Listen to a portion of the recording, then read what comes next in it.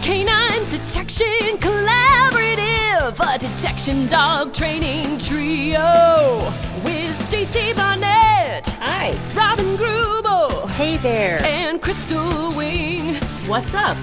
With humor and a big dose of theory, our trio talks practical training advice and features interviews with top trainers and scientists. It's K9 Detection Collaborative. Hi, this is Robin, and I'm here with Crystal. Hello. And we have a very awesome guest speaker today, and Police K9 Officer Tabitha with us.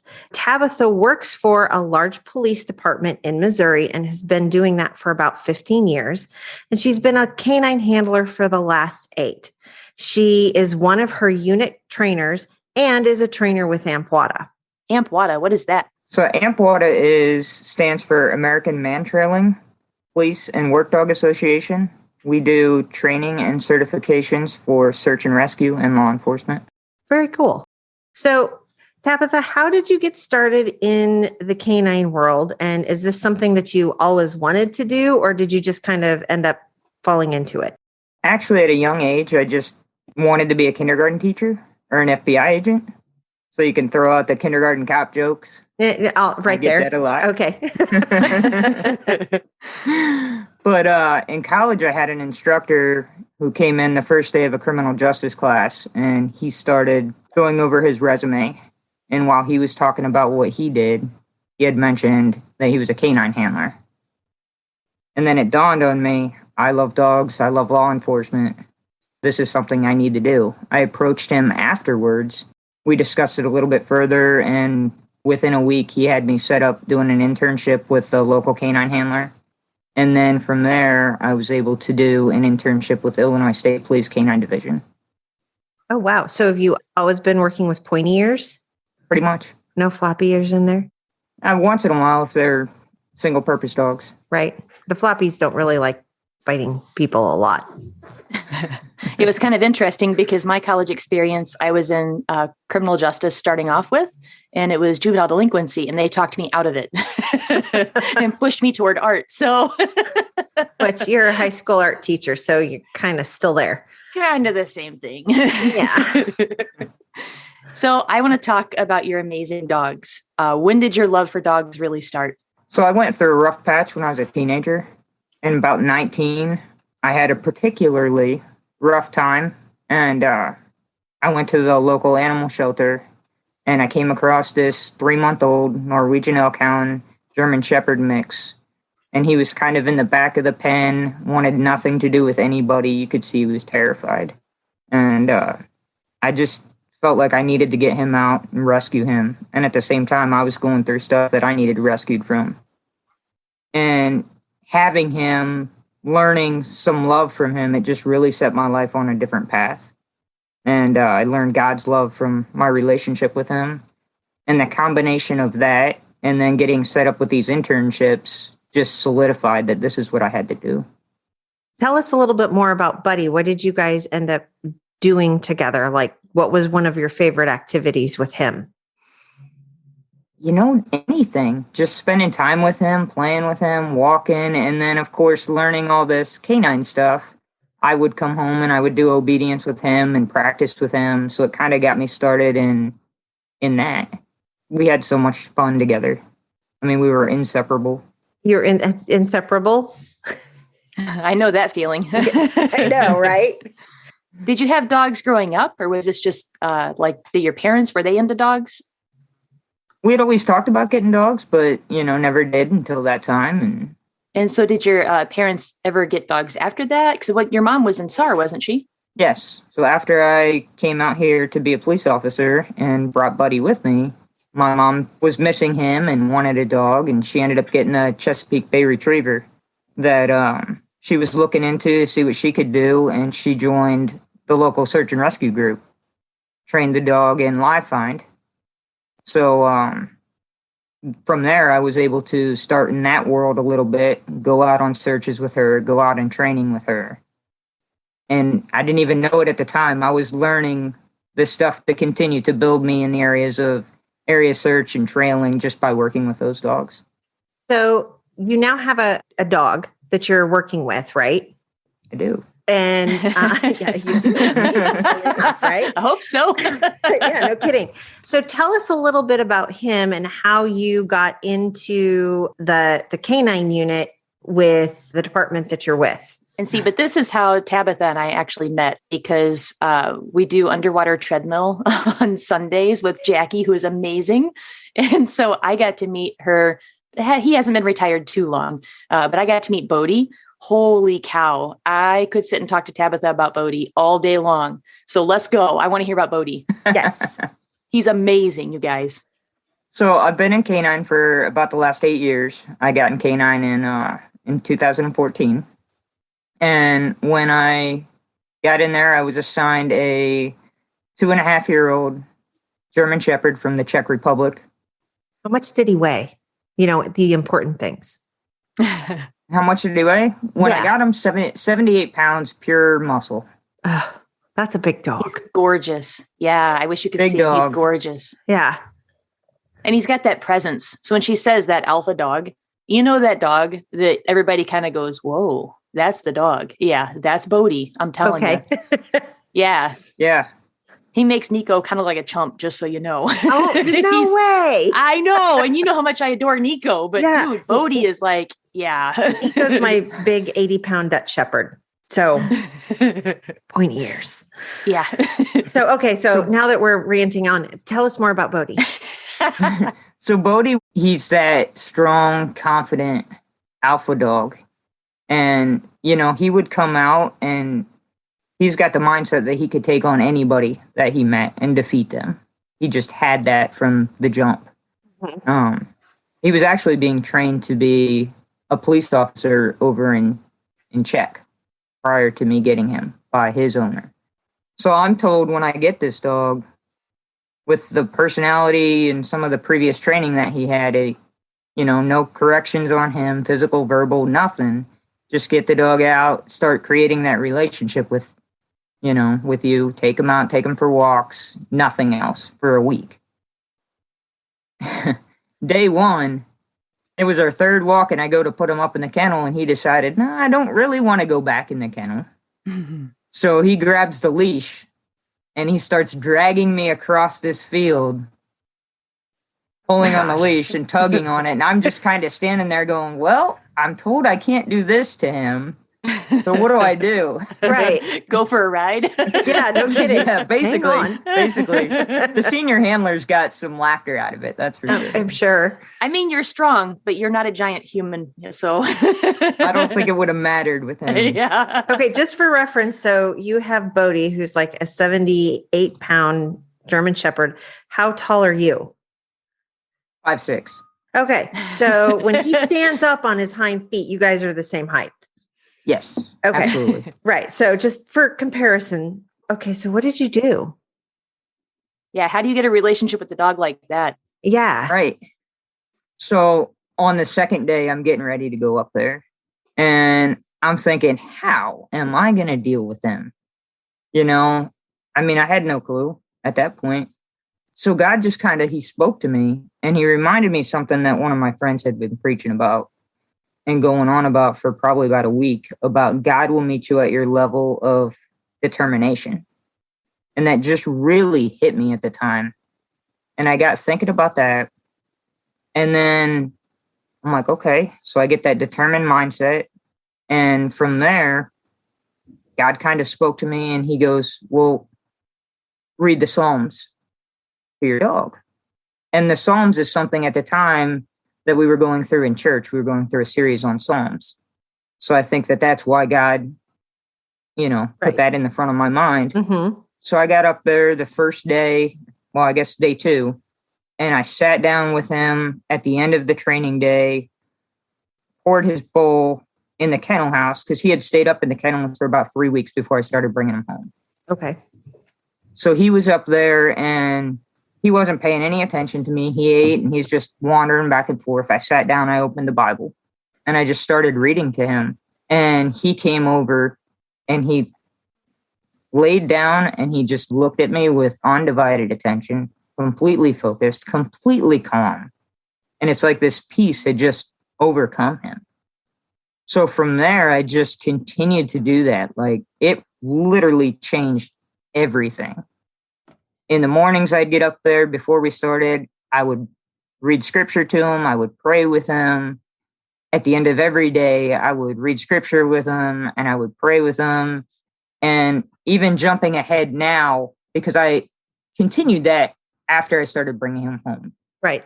So over the years, we would come home from the end of our shift and we would pray at the end of our shift. We would go down into the basement, into his little, he's got like a built cubby area that he stayed in. And every night, that's something that we would just do. So it got to the point where when he was getting ready for bed, even after he retired, he's coming to find me like, hey, Mom, we got to go downstairs. He'll lead me downstairs. Right.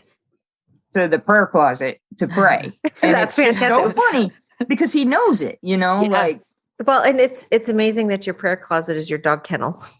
Right. Right. Because no, it is clean. So it's not just your average dog right. kennel. Exactly. So there's that DOG thing going on. Yeah, no, exactly.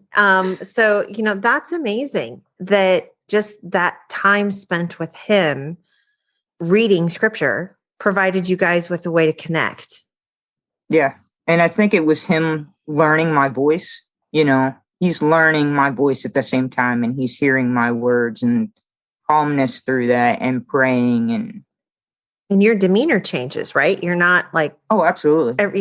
All jacked up. Let's go out and do stuff. Now it's the calm. Let's take time to reflect and do what we need to do. So the other thing that God had spoken to me during, it was probably, I want to say within 4 or 5 days of doing this scripture and reading to him and praying, was he had led me to Jeremiah. And I started reading the first chapter of Jeremiah. And in there, in Jeremiah 1:19, it states that they will fight against you, but will not overcome you. For I am with you and will rescue you, declares the Lord. And that immediately became, as soon as I read that, that was our verse. Before we ever even hit the street together, that was our verse. That was our promise. I have it on a bracelet, I wore it to work.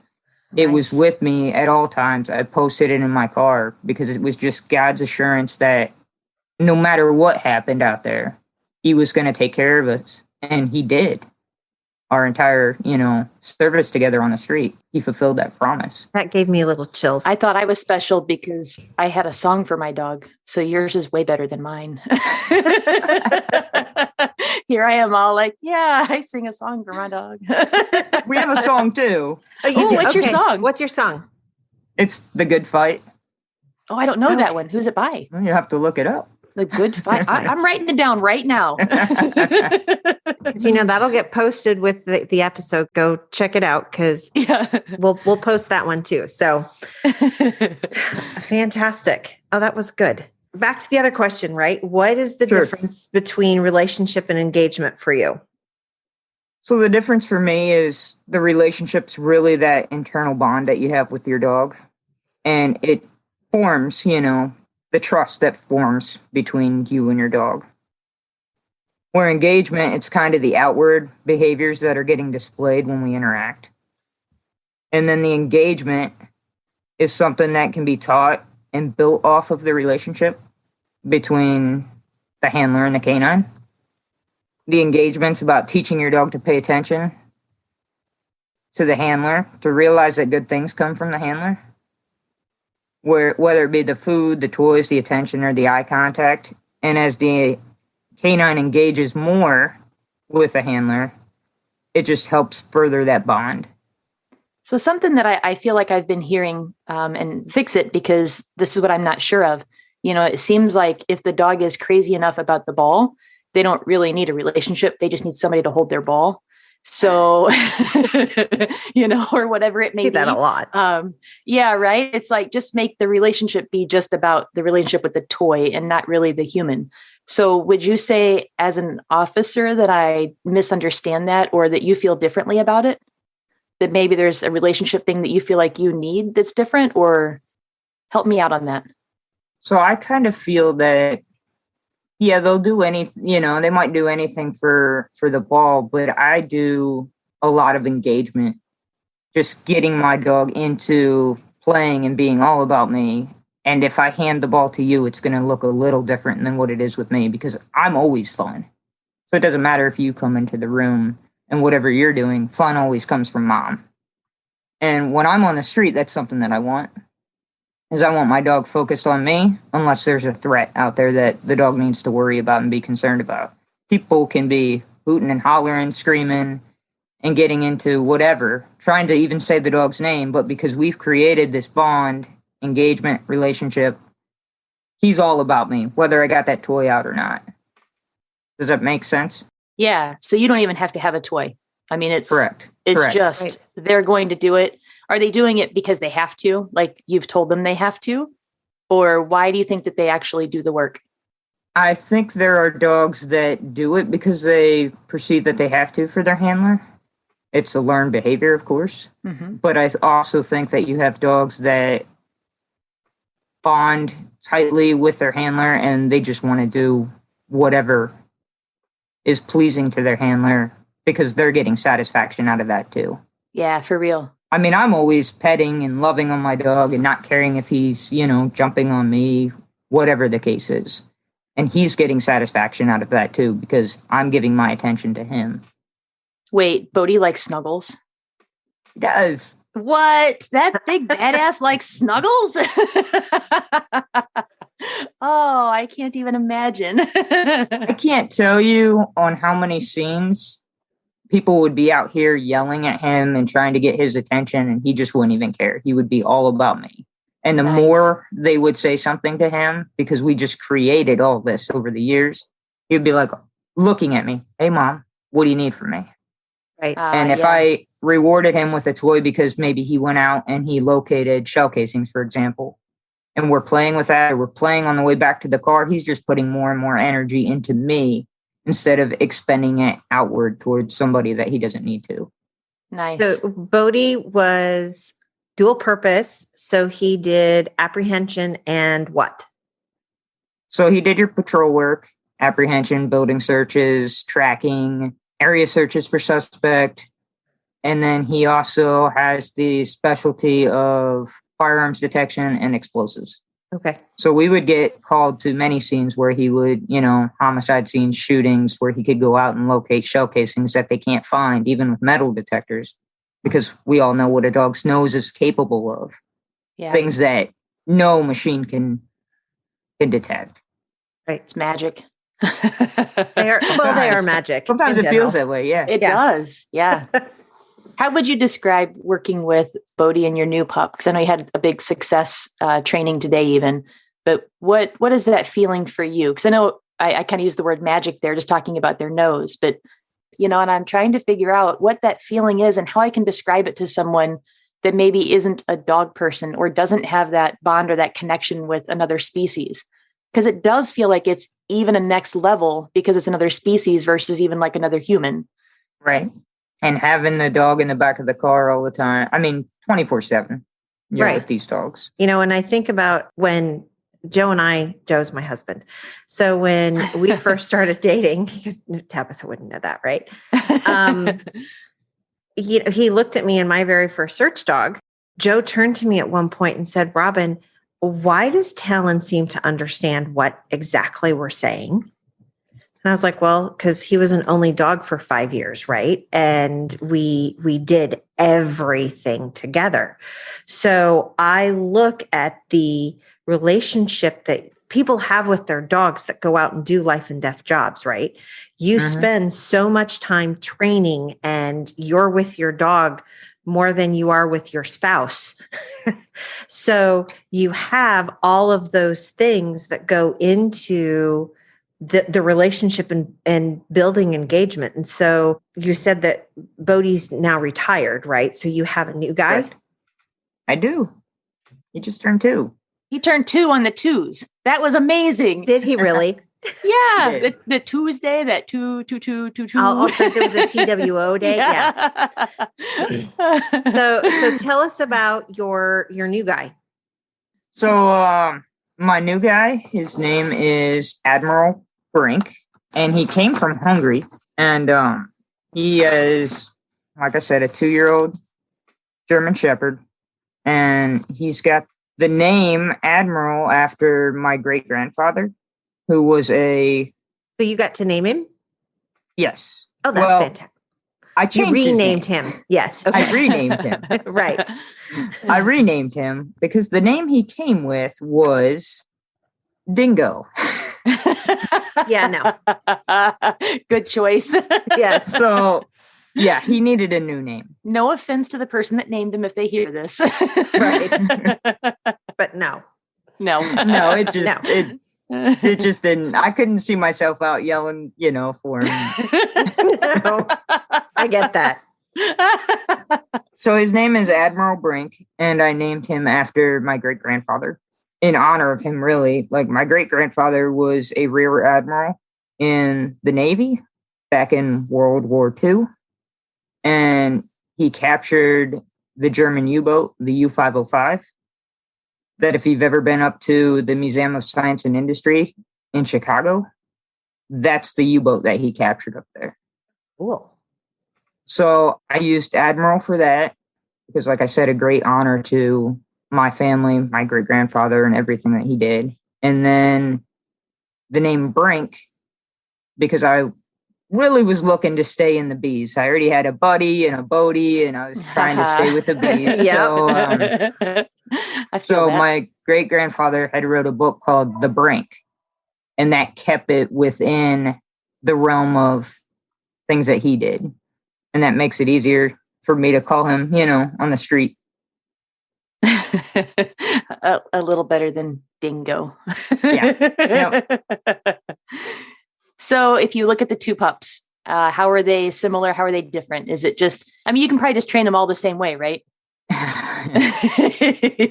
Only it was that easy in dog world, right? It's just a system. It's just step by step. They're robots, Yeah. Anything but that. So, they have a lot of similarities. And it's funny because sometimes if you look at pictures of them, they look very close. You totally fooled me. You sent me the very first picture of a pup. Okay. And I'm like, oh, Bodý. And you're like, no. I'm like, wait a minute. Who is that? Same markings. Like, dude, how did you do that? It's like a little magic look-alike. All right. Back to magic. Yeah, it was just so weird how that really worked out. But they have a lot of similarities, but they're also different in a lot of ways. I got Admiral a lot younger than what I got Bodý. So, and Bodý had extensive training where Admiral had absolutely zero, zilch. No sit, no down, no nothing. Just crazy for the toy. Yeah. I was able to tap into his prey drive is through the roof. Right. So I maximized that. But he was very social, where Bodý wasn't. And then he had almost zero confidence. Like nothing. He wouldn't even give me eye contact. So we had to do a lot of work just to get him to realize that it was okay to look me in the eyes. Now, I can't speak to what he went through before I got him. I have no idea. All I know is what he couldn't do some of these things. He had no scent in him, nothing. So I can't speak to that, but it was just so weird having, one dog where I kind of got him at one extreme and then the other dog that kind of at the other. Had to build. Yeah, absolutely. I had to take him places, show him things were okay, reward him with lots of rewarding with food. As soon as he would give me any minimal eye contact, boom, reward. And we just continued to build on that, where now he'll look me in the eyes, stare at me, stares at the decoy. But he was to the point where, if something would drop, he would scoot. Oof. If we're working scent, for example, and a container would fall, right, he would just be like, ooh, I don't know if I want to be over there, and cautiously try to approach it again. Wow. And he had this weird thing, if you picked up a broom or a mop, terrified of them. So we had to build everything through that, show him that, hey, You can get around this. This is okay. Good things happen here, right? Mm-hmm. A lot of feeding around things like that. Just putting stuff on the floor, feeding him, picking stuff up, feeding him, building that confidence, and having a ton of fun. Yeah. We'd go places, everything's happy, fun, reward, nothing to deflate him, just to bring up that confidence, bring up that drive where it needed to be. And the results have just been superior. Does Admiral have a favorite treat? No, he's kind of really picky on treats.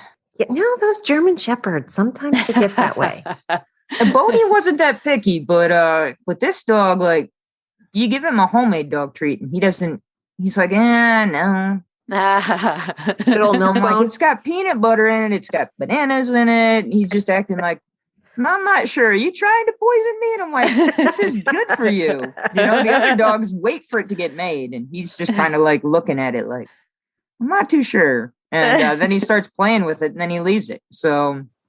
And then Bodý gets it. Right. Yeah. Right. Yeah. But I mean, what I found, he likes the like bison beef jerky treats. Right. Yeah. I'm more like your young pup. Yeah. He's picky.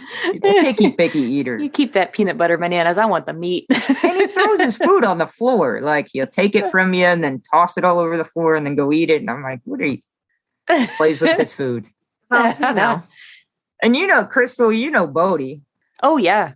So Bodý's very serious, where this dog's kind of like a goofball. Oh, yeah. So yeah, you had to bring some goof out of Bodý a little bit. Yeah. How is it living with these two dogs? Like, can they get along, or how is that acclimating two powerful dogs? They do actually get along. I have them together very limited, just because, I mean, one's retired and he's got a different life now. And the other one, when we come home, he's separate downstairs. I get him out when I'm doing stuff with him. I just want him to develop that mentality of what he needs to function on the street. I want the street to be more important and more fun than the stuff he sees at home. Yeah. Just because of the job and what I'm asking him to do. And the confidence that you're building in him. right. Right. And you're also, he's at work for 8 to 9, 10 hours a day. Give the poor dog a break. Let him go take a nap. Right. Well, sometimes at the age of 2, he doesn't really want to go take a nap. But yeah. Ever. Right. Yeah. But yeah, I mean, they have little interactions here and there. And, they'll play nicely together and, but like I said, I keep that really minimal. Just, I don't want to have any issues come up between the two of them. Something I'm kind of curious. So you said, Bodý was given to you and he was this tough dog right out of the box, build a relationship. And you have the opposite with Admiral. So did you get to pick him out, or how do they figure out what dogs you get and where do they come from? How'd you get assigned these dogs? Or did you pick one? Yeah. Where did the dogs come from? So Bodý, I didn't have a choice. They went out and they were looking for a dog to do the job that we needed him to do at the time. And our department happened to find him, and the quality dog he was, they went out and they secured him. And at the same time that I was coming into K9. And then with Admiral, I actually went and I was looking for a German Shepherd. Unbeknownst to me, that this dog ends up looking very similar to Bodý. Because I had it in my mind. I had heard good things about another dog. So I had it in my mind that I was already going to select this other dog. And I went up, and the other dog was just displaying some kind of behaviors that I wasn't real comfortable with. I felt like he had a little bit of fear in him and lack of confidence on different flooring, and he just didn't have the energy that day that I expected him to have if he's young dog ready to go. And then I end up seeing this dog, and like I said, I pretty much already dismissed him because I was set on this other one in my mind. But as soon as I get him out and he's playing with me and I'm able to engage him with the 2-ball system where I'm rewarding with one and then getting that back and playing with the other, and we're just fast with our movements. And for me and my style, that works very well for me. I know it. I'm comfortable with it. The play, the high drive. Mm-hmm. So his drive was there. And I took him that night. I said, hey, let me take him with us. I want to see what he's like in different areas, because at the time I was looking at him on grass, Right. and in a kennel. So I want to go test his environmentals. So I was able to do that.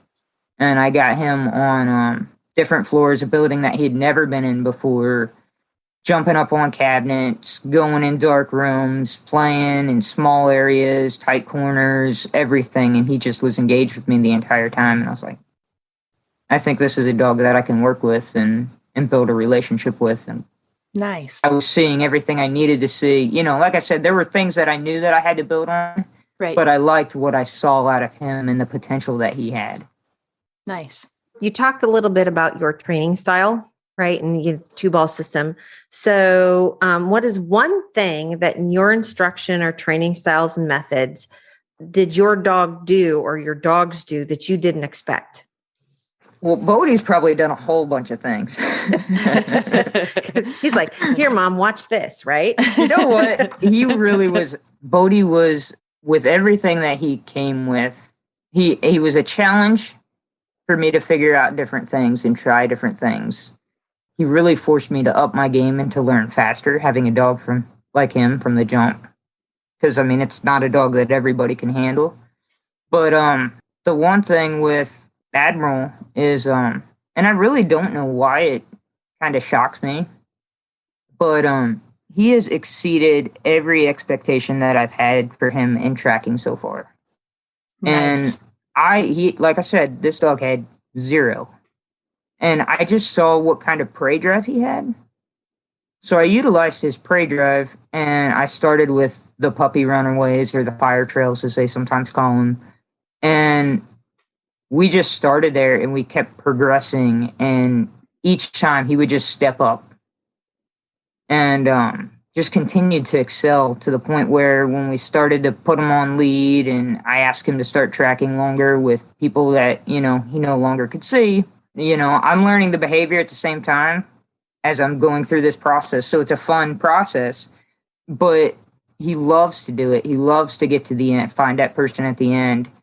So depending on, you know, what areas, because he's so young. But before I even left class, after 10 weeks, I had him doing mile-long tracks without me knowing where the person had gone, and him successfully locating that person at the end of the track. How Nice. long were they? Hot tracks like the fire trail? Not with the runaways, but were they hot tracks? Were they aged a little bit? They would sit anywhere from 10 minutes, well, as long as it took somebody to get to the end. So I Right. can't actually say 10 minutes. An hour. Okay. Very nice. And then the other day I ran one with him in the city environment, and it was just under half a mile. And how long have you had him? I got him mid-September, and we started training in October. Now I have to math. So 4 months? Yeah. Okay. That was good for an art teacher. Come on. So in addition to the tracking, he also does the bite work and patrol work. Is he doing Correct. anything else? He is also doing explosives and firearms detection. Yeah. So, you know, not like he's not busy, right? Oh, he's very busy. So, I mean, He's got big shoes to fill with Bodie, though. Come Yeah, on. no Big kidding. paws, yep. yeah. Wow. So you've only had him such a short time. And how do you actually learn how to train him? Like classes, or how does that work with K9 units? So I think I kind of have an advantage because I've been doing this dog thing for so long now. I started, you know, doing it before I got into the K9 unit. I've been around, I've seen dogs work, handlers work, different training styles. You know, you just kind of put all that in your toolbox. So from that, from the other dogs that I've seen in the unit over the years, other dogs in the area that I've seen, and then like I said, I learned so much from just handling Bodie. And this is one thing where you can't be scared to fail at things, right? Because Yeah. if we don't fail at some things, if we don't have some struggles, we're not going to learn. So I did a lot with Bodie and just testing things and seeing what worked and what didn't. And that set me up for a good base for Admiral. And then I pretty much just trained him myself, other than the things that I would need a second person for, the runaways. But at the same time, it's me at the end of that leash with him. Right. They're just running away, and going somewhere. Or a second person for like suspect building searches or my decoys and stuff like that. I mean, obviously the decoys are instrumental in building his confidence in that area. Yeah. That's something that I can't do a whole lot, because it's all on having a good decoy. But I just used, like I said, everything that I knew, and with his prey drive being so high, I tapped into that in every single thing I could. We do a lot of like quick, fast hides for odor after we start imprinting, where we'll have stuff moved in rooms very quickly, and the dog will go in and find it, indicate on it. We'll pull the dog out. You'll move the hide around the room. He'll go back in. So it's real fast. Boom, boom, boom, boom, boom. And they're having success in that. And then you just continue to build in it. And you got to love that behavior momentum, just that power and that confidence that it builds. Yeah. So it sounds like you play with dogs all day, right? Pretty much. You don't do anything else, I'm sure. So what does a typical day look like for you and Admiral when you're out there doing your thing? Well, in my job, there's no such thing as a typical day, right? I would expect not. They're all different. One day we can be getting called out for explosives. I mean, I could be in the middle of sleep in the middle of the night, right? I'm always on call. So my phone could ring, and that could be a call out that I get. Another day we might be doing an actual street training or an explosive detection training day, or we could just be out patrolling and we could get calls for robberies, homicides, burglaries, shootings, foot pursuits, officers being in need of aid. So over the years, I've had shifts that have been completely slow, which is nice because you can use that extra time that you have and get out somewhere and work the dog. Obedience, articles, if you find somebody, lay a track. And then I've had other days where it would have been nothing for Bodý and I to do 3 or 4 tracks in one 7-hour shift, as well as a building search and an area search for evidence. Like there are plenty of those nights when it's just that busy, especially in the summer. Wow. Okay, Bodý. I need a good memory from Bodý. What's something you can tell us? I mean, I know it's probably tricky to share much, but what's some good memories with Bodý? Oh, so many good memories with Bodý.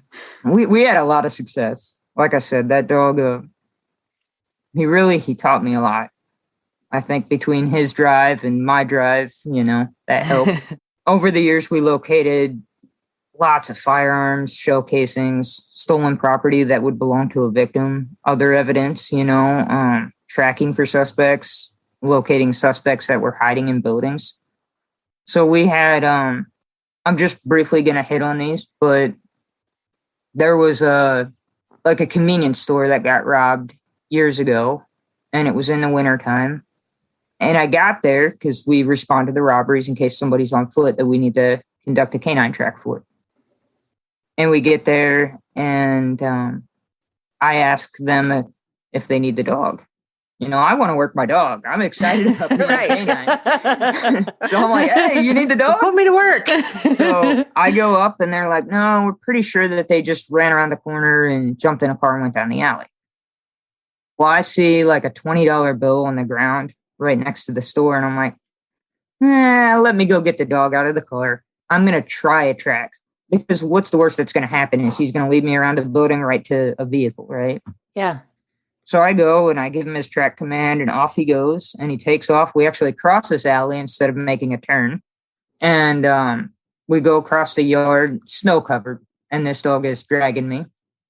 We go down an embankment, make a couple turns, and you just see like a $20 bill here and a $20 bill there. So he's on it, like $20, $20, $20, $20. And then all of a sudden, like then he leads me down this embankment, and as we're coming down it, like there's just a ton of money. Oh, wow. I'm like, Woohoo. okay, pretty sure we're on this track. Yeah, right. So Big clue. pretty sure they didn't just jump in a car at the alley right there. So he leads me down the street a little bit, and then, you can see, like, I know immediately suspect got into a car on this particular street. And he starts heading down the street a little bit, and then you see him get out of scent, and he works back. Well, sure enough, where that big money pile was, because like I said, 20s here and there, and then there was a stack. It was next to a parking spot that you could see where, like, I guess the oil from the car as they drove off was left. But they went back and, our evidence team came out, photographed the evidence and seized it. And it was $700 that was recovered on this track. Nice. Which wouldn't have been recovered had we had just said, hey, let's not use the dog because we believe they got into a car right here. Yeah.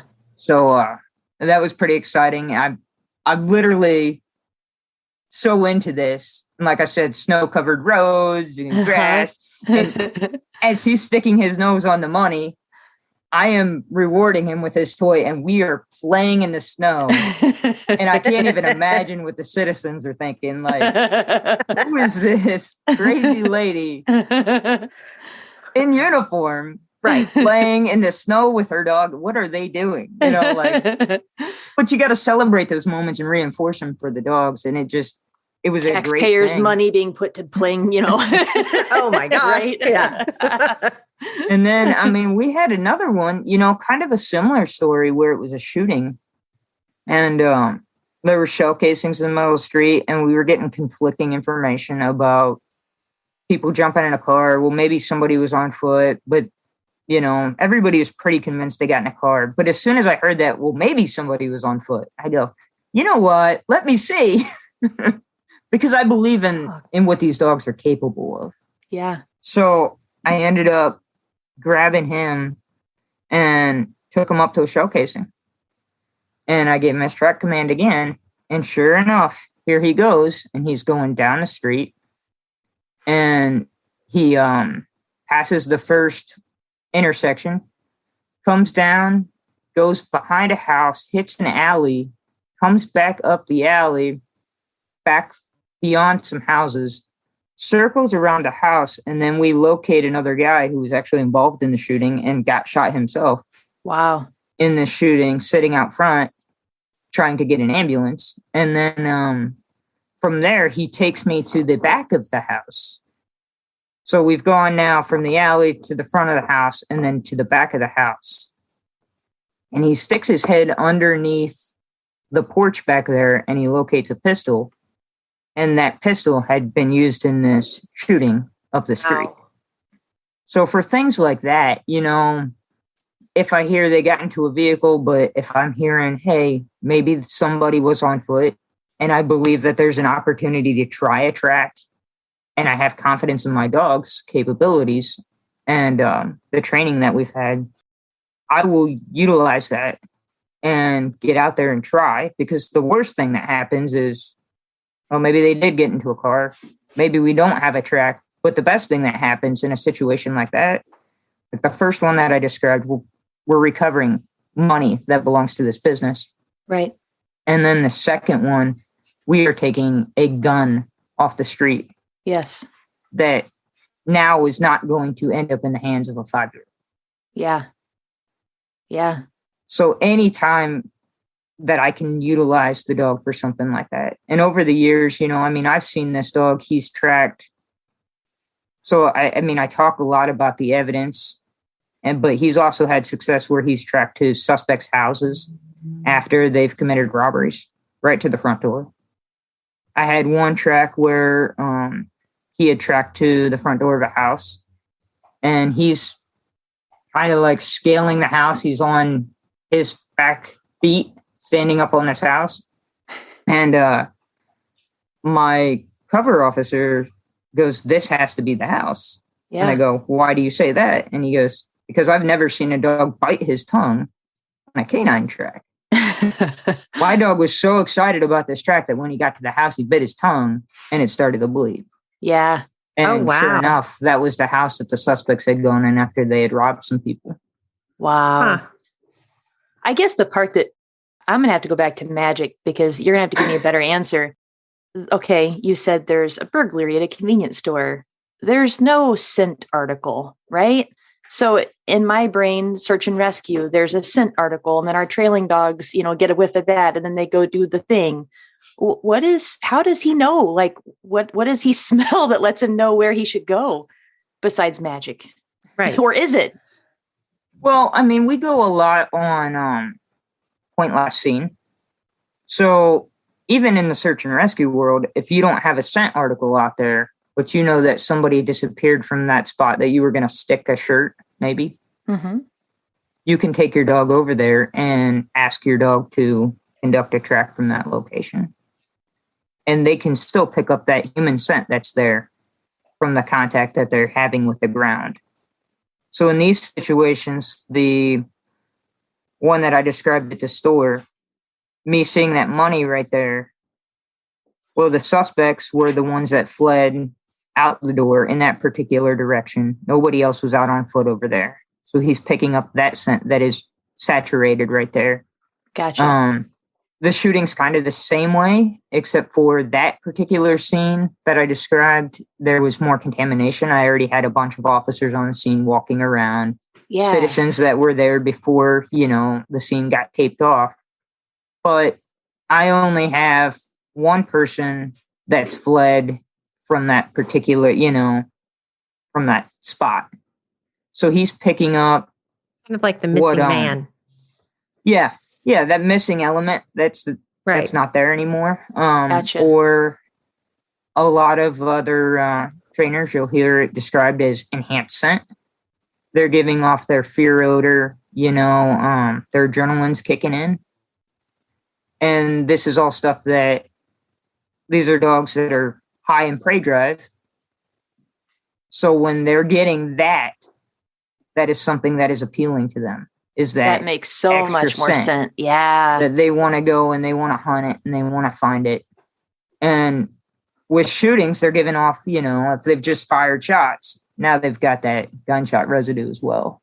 That whole predator thing just made so much sense to me. The whole hunting idea, that's what I needed to hear. So that's the magic. Right. Well, and that's part of the magic. And I think about that it's the difference too for the search and rescue people who show up 6 hours later and you've had 500 people already walking all over your area, right? You're lucky enough. I don't know if lucky is right, maybe the right term, but you're lucky enough for dog world, right? To be right there to get the cool stuff and the adrenaline dump that's there. And the dogs are like, oh, let's go after that. So awesome. Where somebody just walking away, going missing, depending on the circumstances, they're not dumping the same amount of odors. Yeah. Right. It's a little bit different. Yeah. Yeah. Thank you for that explanation. That really helps my brain. Yeah. And I've seen some of the other handlers sometimes come up and, they're like, oh, it was somebody who was trying to steal a car. Right. And they can get they didn't actually touch the car, but it's just the odor of the person that's right around the car. Right. And you're like, and then they took off running. And you're like, how's the dogs do that? It's amazing. So a lot of times I will try to talk to anybody that was involved, whether it be, your victim or witnesses, and I will try to get further information. Hey, exactly where were you when this happened? Because if they say, hey, I was up there by that stop sign on the corner, now I have a starting location. Hey, did you see which way the person went? Maybe they did. Maybe they got no idea because they were knocked to the ground and there was a scuffle.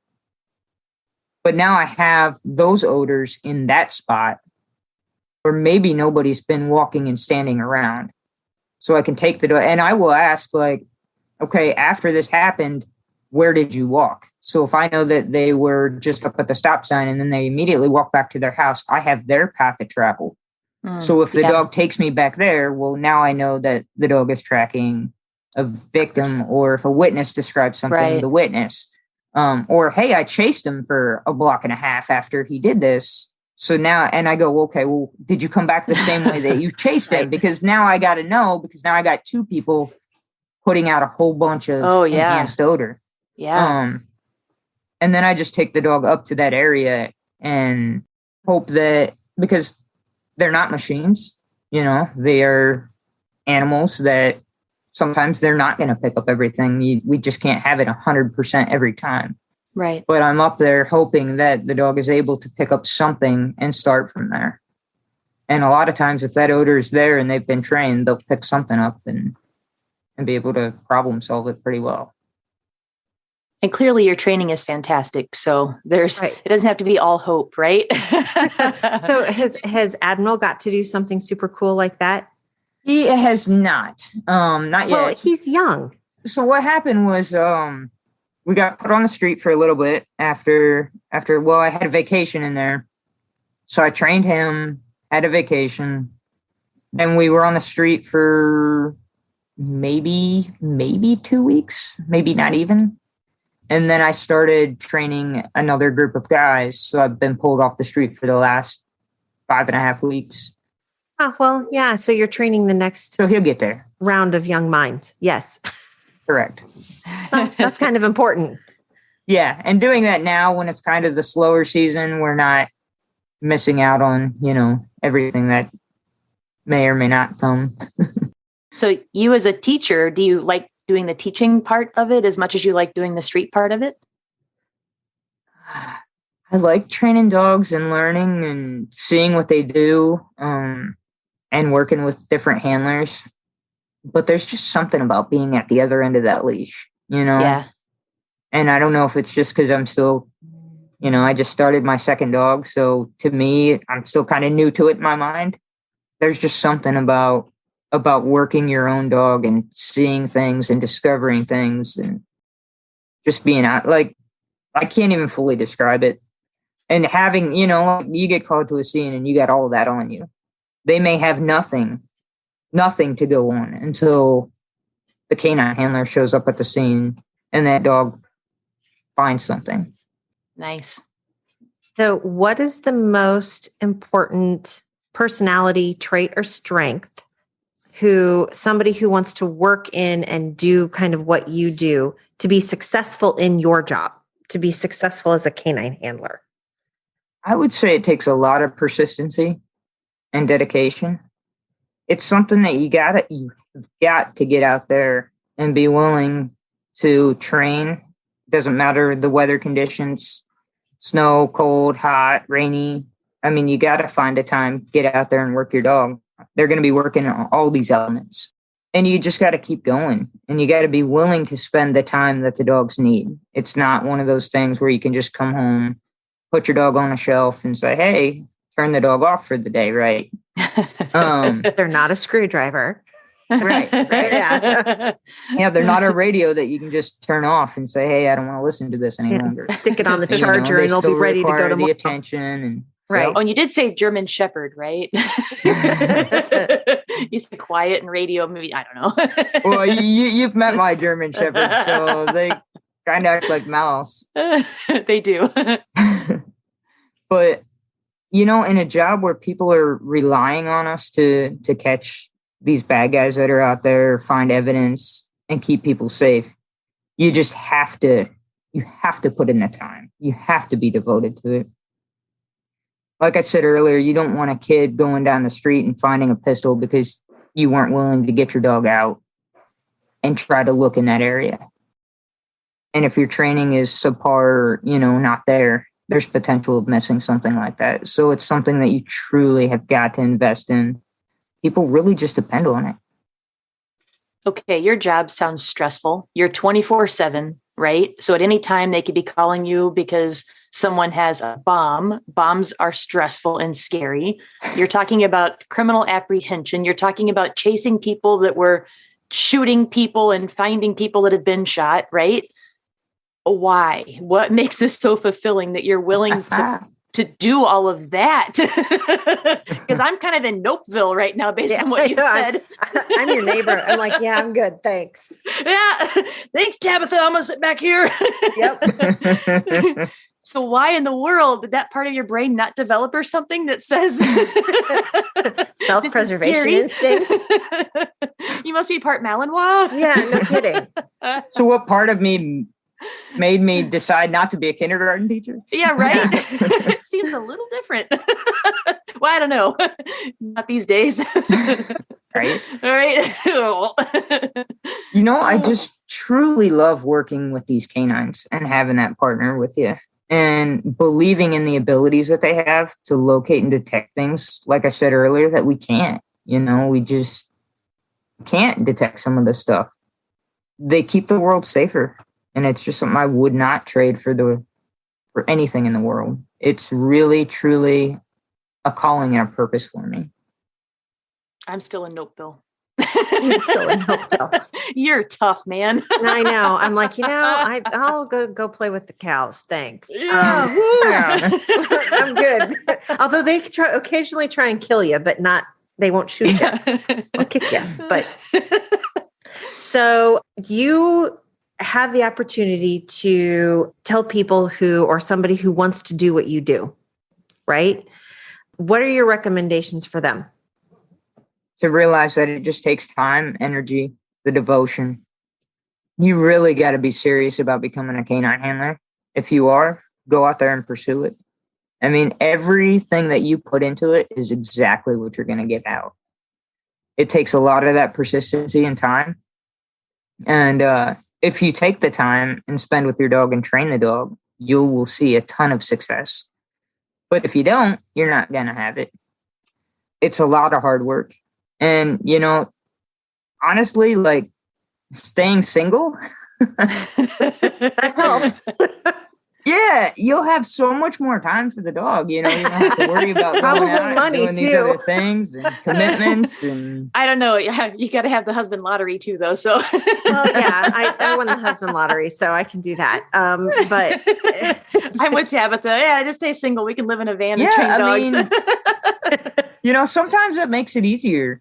Yeah. And it's funny because I've talked to so many people where they have that, there was a mentality that they had many years ago where they actually wanted people to be in a relationship, be married even, to say that they had commitment. And I'm like, Oh, wow. puzzled by that thought process, just because to me, as somebody that wanted to get into this and has the drive, I have the time because I'm single, Right. I can devote all that time and energy, and this is my world. It's where I live. It's what I love to do, and I don't have to worry about, all these other things. Yeah, I love that. Mhm. I'm right there with you. that was a lot of my life, right? That was a lot of my life. Robin's over there thinking now, huh? Well, but it took me until I was, 45 to find the husband lottery. And so, it's just one of those things. And bless my husband's heart, he is very, very tolerant. Yeah. So, For sure. And that's what it takes too, if you're going to have a relationship, for Yeah. sure, because it's not something, you're going to bring a dog into a family environment. You got to have that. Well, and it's hard, especially doing the level of training that we're talking about doing. I mean, you are talking nights, weekends, weird hours, all of that sort of stuff. And yeah, honey, I'm packing up and I'm leaving for 10 days to go to Alabama to go pick up a puppy and train dogs. Okay. I spent the last week in Oklahoma, and Keys was our instructor. And I don't know how it came up, but I said something about, if you told your girlfriend that, it was her, the dog, what would happen? He goes, I would ask her that, and I would just go to the room and start packing. Pretty much. So that's also, pretty typical, I think, in our dog relationships. Right. All right, Tabitha, I have a question for you. We like to ask this one of everybody. Takeaways. So think about all the amazing stories you've shared with us, all the things that, you've talked about Bodý and Admiral, and what would be something that you want people to take away from what you've shared today? And it can be about anything, as many things, whatever it is, but what would that be? I would say the big takeaway is having patience and developing a relationship with your dog where you can actually start to maybe think like they think, where you're getting inside their head and you're spending that time with them. Because we talked about being invested with time. So the more time you spend with them, the more you're going to be able to kind of see how they're perceiving things. And that just enhances all your training. And like I said, it's the time commitment. And if it's something that people want to do, just get out there and do it. And don't be afraid to fail, because sometimes we just get so afraid that we're going to break the dog or we're going to do something wrong. And don't be afraid. Just get out there and do it. Yeah, pretty sure you're attacking my soul right now. That afraid of failure thing, right? Every time you get a new dog, it's like, I'm going to do things so differently and so better. And then but I can't do anything because I might fail. Yeah, it's I saw this, on Facebook yesterday. Yet again, don't be afraid to suck at something new. Right. Right. That's one of those things that dog training is a lot of time is you suck at something the first couple of times until you figure out how to engage with the dog and then move forward. Cause you're like, oh, this is how I have to have you do it. It's fine. So, right. Great. Tabitha, thank you so much for spending time with us today. So very much. Yes, we like greatly I said, you're appreciate amazing. You're so badass. So don't worry. We'll have you come back and tell us more cool stories, because I would love to hear some more good Bodý stories, and then Admiral will get his chance, I'm sure, this summer. Yeah, So, can't wait. right? Yeah, so for sure. Thank you for spending all this time with us, and can't wait to see you on the streets and doing all the amazing things and saving people's lives like you've been doing. Thank you so much for your service. Thank you. Appreciate that. Is there anything, Tabitha, that we can do a call to action for you? Like anywhere you want them to go or anything you want them to?